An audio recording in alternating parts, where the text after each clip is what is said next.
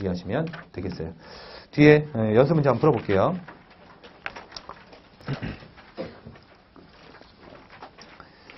우리가 말 문제는 거의 다 맞추셔야 합니다. 그래서 많이 좀 보셔야 되는데 1, 2번은 우선 보니까 기출은 아니죠. 1, 2번은 개인적으로 한번 보시고요. 오른쪽에 그 3번부터 볼게요. 봤다고 얘기하시면 안 되죠. 그죠? 봤다고 얘기하시면 안 되는데 3번 아까 그 신고 납세지 외우라고 했잖아요. 그죠? 암기하라고 했으니까 그거 암기하셔가지고 푸시면 되는데 3번하고 우리 4번만 한번 볼게요. 3번하고 4번만. 3번.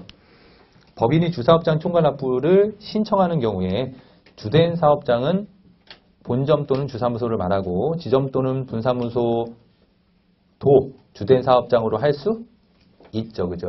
틀린 거고. 그 다음에 4번 신규로 사업을 개시하는 자가 주된 사업장의 사업자 등록증을 받은 날부터 20일 이내요. 다 20일 규정입니다.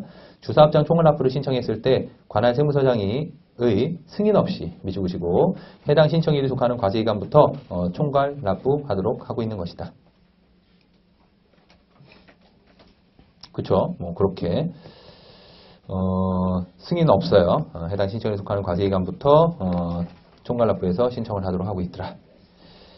됐습니다. 나머지는 한번 풀어보시고요. 그 다음에 4번 한번 풀어볼까요? 4번. 사업자 단위과세 총괄납부 및 가산세에 관한 설명으로 옳은 것은. 이 옳은 것은 이런 게 좀 헷갈립니다. 이게. 뭐 틀린 것을 찾는 게 더 쉽긴 한데 사업자가 부가세법에 따른 납부기한까지 자신의 A 사업장에 대한 부가세를 자신의 다른 B 사업장에 대한 부가가치세에 더하여 신고납부하는 경우 A 사업장에 과소납부한 금액에 대해 납부불성실, 환급불성실 가산세가 부과가 되는 거냐. 그러니까 얘가 지금 주사업장이나 그 사업자 단위 과세를 신청하지 않은 애예요, 지금. 근데 사업장이 2개인데, 그냥 귀찮아가지고 그냥 한꺼번에 냈어. 이거, 납부불성실 가산세가 부과가 되는 것이냐? 부과되지 않습니다. 세금을 적게 낸 건 아니기 때문에 그런 거죠. 납부한 금액은 동일하기 때문에 납부불성실 가산세는 부과되지 않습니다. 2번. 사업자 단위 과세 사업자는 본점 또는 주사무소에서 부가가치를 총괄해서 신고 납부할 수 있다. 사업자 단위 과세 사업자는 법인이면 본점, 개인이면 주사무소에서 총괄해서 신고 납부 모든 거를 할 수 있어요. 그래서 신고도 할 수 있고 납부도 할 수 있습니다. 근데 자주 나오는 것이 주사업장 총괄납부 주사업장 총괄납부 사업자가 이렇게 해서 신고 납부할 수 있다. 틀린 말이에요. 그죠? 납부만 총괄할 수 있지 신고는 아닙니다. 그거 항상 주의하셔야 돼요. 사업자 단위 과세를 적용받으려는 사업자는 본점 또는 주사무소의 관할 세무서장의 승인 아닙니다. 법인이 주된 사업장에서 사업 부가세를 총괄해서 납부하려는 경우 지점을 주된 사업장으로 할 수 없다. 지금 요게요. 얘는 사업자 단위 과세를 얘기하는 게 아니죠. 그죠? 총괄납부를 얘기하는 거니까 잘 읽어야겠네. 법인이 주된 사업장에서 부가세를 총괄해서 납부하려는 경우 주사업장 총괄납부라고 보시고 지점도 할 수 있다. 지금 옳은 걸 구하는 거니까요. 틀린 거예요. 잘 읽으셔야 되죠. 주의 적어놓으시고 주의. 그 다음에 5번. 사업자가 주된 사업장에서 총괄하여 납부하려는 경우 주된 사업장 외에 다른 사업장의 부가세 과세표준과 납부세액의 신고 납부는 주된 사업장에서 하여야 한다. 사업자가 주된 사업장에서 총괄 납부하게 되게 되면 신고 납부를 주된 사업장에서 해야 되는 게 이게 좀 틀렸죠. 그죠? 신고는 각자 하지만 납부는 아니다. 그래서 항상 말장난으로 해가지고 이런 식으로 합니다. 항상 조심하셔야 돼요. 얘는요.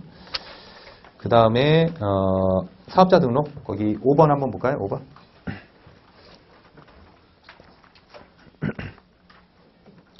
사업자 등록에 대한 설명으로 옳지 않은 것은 11년도 세무사. 추가로 사업장을 개설하여 둘 이상의 사업장이 있는 사업자는 사업자 단위로 해당 사업자의 본점 또는 주사무소 관할 세무서장에게 등록을 해야 된다.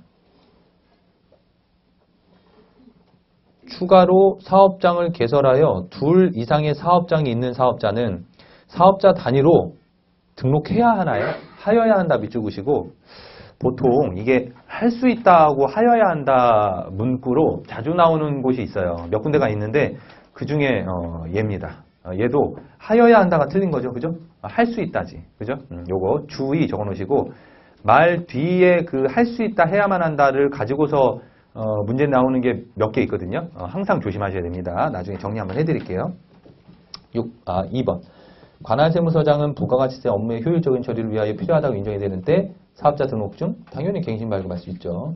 사업자가 폐업을 하는 경우에는 해당 사업장 관할세무서장 지체 없이 외주시고 그 등록을 말소하도록 하고 있다. 지체 없이.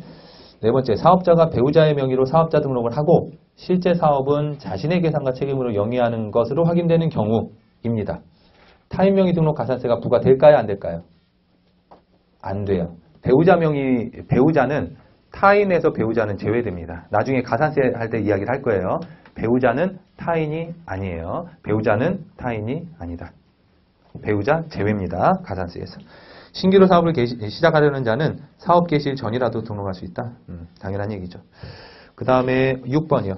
부가가치세 과세제도에 대한 설명으로 옳지 않은 것. 동그라미 1번은 한번 읽어보시고요. 동그라미 2번은 요거는 뒤에 나오는데 한번 볼까요? 상대방으로부터 인도받은 재화에 주요 자재를 전혀 부담하지 아니하고 단순히 가공, 거기다 맞추시면 돼요. 단순히 가공만 해서 주는 거는 재화의 공급이다, 용역의 공급이다, 용역의 공급이다. 반대로 주요 자재의 일부 정부를 부담한다면 이런 경우는 재화의 공급으로 보지만요. 뒤에 나옵니다. 사업자는 사업장마다요. 사업 개시일로부터 20일 이내에 사업장 관할세무서장에게 등록해야 합니다. 다만 신규로 사업을 시작하는 자는 개시 전이라도 등록할 수 있더라. 맞는 말이고요. 동그라미 4번에다가 주의 적어놓으시고요.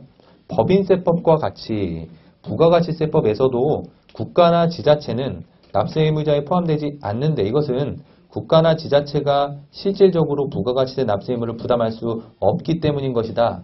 아니라고요. 우리 법인세는 비과세법인이라고 합니다. 국가나 지자체 우리나라를. 그때 가서 얘기하겠지만 부가가치세법에서는 여전히 과세 형평상 납세 의무자로 보고 있습니다. 틀린 말이에요. 법인이 합병으로 인하여 소멸한 때는 존속법인 또는 신설법인은 법인합병 신고서에 사업자 등록증을 첨부해서 소멸법인의 폐업 사실을 여기 밑줄이라고 했었죠. 소멸법인의 관할세무서장에게 신고한다. 맞는 말이죠, 그죠? 맞는 말입니다. 됐고요. 오른쪽에 7번은 기출이 아니니까 그건 한번 보시고 8번 볼까요? 8번 보시면 다음에 부가가치세법상 설명 중 올바른 것만 묶은 것은 부가가치세를 납부하는 무관자는 사업자란 영리 목적에 따라 얘가 틀렸죠. 영리 목적에도 불구하고 사업상 독립적으로 부가세와 과세되는 재화 용역을 공급 내지는 수입하는 자를 말한다. 맞는 말이고요. 법인간 예, 틀린 말이에요. 영리 목적에 따라가 틀린 말이에요. 영리 목적에도 불구하고 이렇게 돼야 돼요. 법인간 흡수합병에 있어서 합병 등기일 전 실체 합병한 경우 흡수합병 하는데요. 합병 등기일 전에 실제로는 합병했다면 그 실제 합병일로부터 그 합병 등기일까지 피합병법인의 사업장에서 거래된 재화의 공급 및 매입분에 대해서는 밑줄 그어놔보세요. 피합병법인의 명의로 세금계산서를 발급하거나 발급받고 부가세 신고 납부해야 하는 것이냐 아니면 합병법인의 명의로 세금계산서를 발급하는 것이냐. 여러분들 한번 요거 한번 보실까요? 이게 그 국기법이랑 좀 연결되어 가지고 원칙을 삼으셔야 돼요. 여러분들 형식, 그러니까 법률, 형식이 있고요. 실질이 있어요. 형식이 있고 이제 실질이 있습니다. 그러면 형식을 중요시하는 거는 일명 조세, 법률, 주의라고 얘기하고요. 형식이 뭐가 중요해? 실질이 중요하지. 실질, 과세 원칙에 따라서 과세하는 것이 실질입니다. 우선 예를 한번 들어보면 명의는 A명이에요. 이렇게 할까? 명의는 A명입니다. 명의는 A예요. 근데 알고 보니까 얘 명의자 뒤에 갑이라고 하는 자가 실질로 해가지고 얘 거야. 그러면 여러분들은 명의자 건가요? 실질 건가요? 실질로 보거든요. 그러니까 명의자 뒤에 이제 갑이 숨으면 그건 또 실질로 봅니다. 그러니까 세법을 놓고 봤을 때 형식이 중요하긴 한데 그 뒤에 실질 납세의무자가 있으면 얘한테 과세를 하는 거예요. 얘한테 과세하지 않고 얘한테 과세하고 뭐 얘한테 환급하고 막 그렇습니다. 어쨌든 실질 과세 원칙이 주된 거라고 한다면 다시 한번 볼까요, 거기? 동그라미 양가로 2번이죠. 법인 간 흡수합병함에 있어서 등기도 하기 전에 실제 합병했대요. 그러면 그 실제 합병일로부터 합병 등기일까지 피합병법인의 사업장에서 거래된 재화의 공급 매입분에 대해서는 누구 명의로 세금계산서를 발급해야 할 것 같아요? 합병법인일까요? 피합병법인일까요?를 물어보는 거예요, 지금. 그죠? 거래 상대방을 생각 한번 해보세요. 거래 상대방. 얘가 피합병법인이 있고 합병법인이 있는데 실제로는 합병했대. 그러면서 우리 그냥 진배 없어요. 조금 있으면 합병해요. 거래 상대방한테 재화 용역을 주고받을 때 피합병법인이랑 거래를 하는데 그냥 나한테는 합병법인 막 끊어주고 막 그래. 그러면 혼란스럽겠어요? 아니겠어요? 당연히 혼란스러운 거예요. 아셨죠? 얘는 어떻게 보면 피합병법인의 명의로 끊어주는 거다. 이렇게 돼 있으니까 피합병법인의 명의로 끊어주는 거니까 일종의 형식이 중요한 거죠. 형식. 그죠? 거래 상대방을 보호하기 위함이에요. 거래 상대방을 보호하기 위함이다. 실질이 아닙니다. 그러니까 그게 맞는 말이에요. 맞는 말이다. 다음에 얘는 좀 주의하셔야 되겠죠. 그러니까 조기환급 기간의 환급세액을 조기 환급 받고자 하는 영세율 사업자는 조기환급 기간 종료일로부터 15일 이내에 영세율 등 조기환급 신고를 해야 된다. 다시 양가로 3번도 좀 조심하셔야 되는데 요게 이제 지문이 좀 까다로운 지문들이에요. 우리 일반 환급이 있고 조기 환급이 있는 건 알고 계시죠? 일반 환급은 며칠 이내? 30일. 조기 환급은 15일 걸리거든요. 나중에 다시 한번 얘기합니다. 조기 환급이 그러면 일반 환급보다 한 보름 정도 빠른 거냐? 뭐 그런 거예요. 어쨌든 15일 이내 환급을 하니까 양가로 3번에 이거 15일이라고 하는 것만 보이면 맞는 것 같잖아요. 이게 잘 읽어보세요. 조기환급 기간의 환급세액을 조기환급 받고자 하는 영세사업자는 조기환급 기간 종료일로부터 15일 이내에 조기환급 신고를 하면 그 신고 후 15일 이내에 환급이 되는 거예요. 신고를 하면 신고 후 15일 이내예요. 일반 환급도 신고 후 30일이에요. 신고 후 30일. 따라서 조기환급 신고도 다음 달 25일까지 신고를 하고 그 다음 15일 이내에 환급이 되는 겁니다. 예를 들면 12월 달 뭔가 조기환급 받아야 되는 조기환급 사유가 발생을 해요. 예를 들면 12월 25일 날 조기환급 받을 그럼 좀 헷갈리겠네.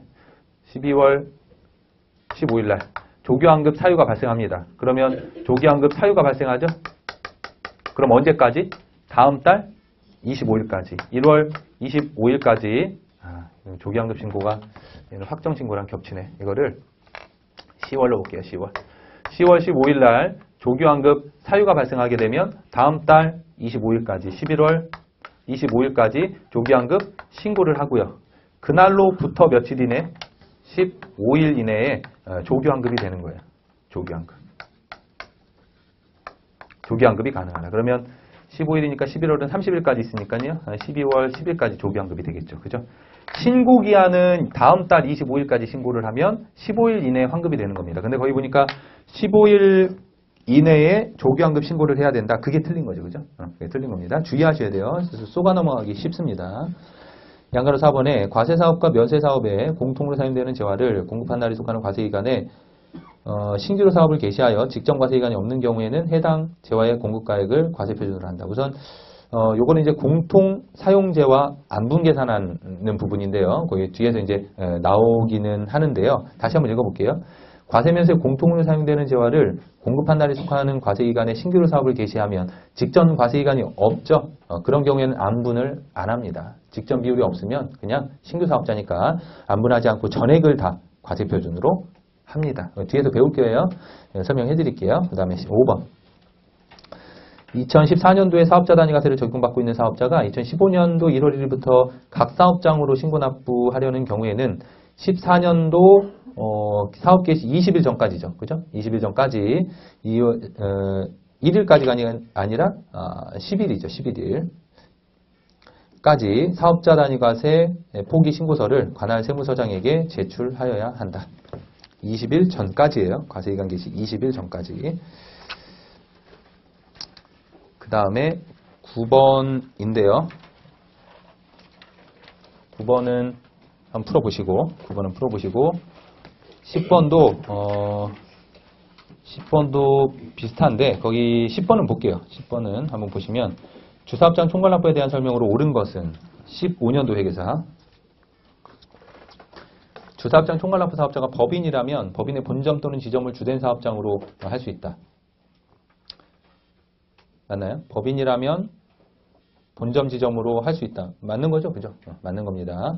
근데 1번이 맞는 거면 되게 좀 고민되잖아요. 다 읽을 것이냐, 넘어갈 것이냐, 고민되는데, 읽어보는 걸 추천드립니다.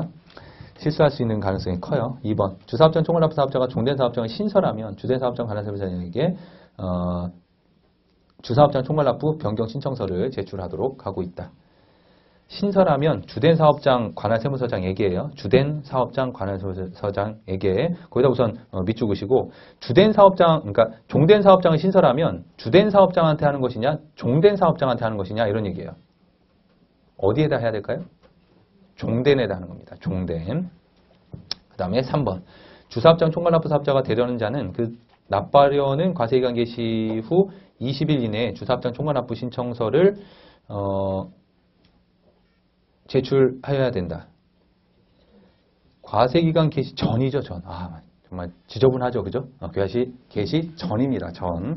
어쩔 수가 없어요. 말문제, 이게 보면, 하시다 보면, 말문제에 약하신 분이 있어요.